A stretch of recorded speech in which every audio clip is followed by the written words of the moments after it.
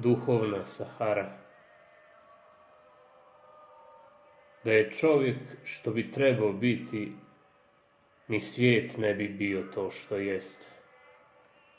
Sa nebom smo potrgali niti, otpali od Hristove nevjeste. Razboženi, obožili ono što nam dušu skrnavi i hara, srce tupo, razvratima sklono. Ovo vreme je duhovna Sahara. Duša kleca, troma, raslabljena, na pogubnom tragu darvinista, tumara i cvili izgubljena, ali nikako da se sjeti Hrista.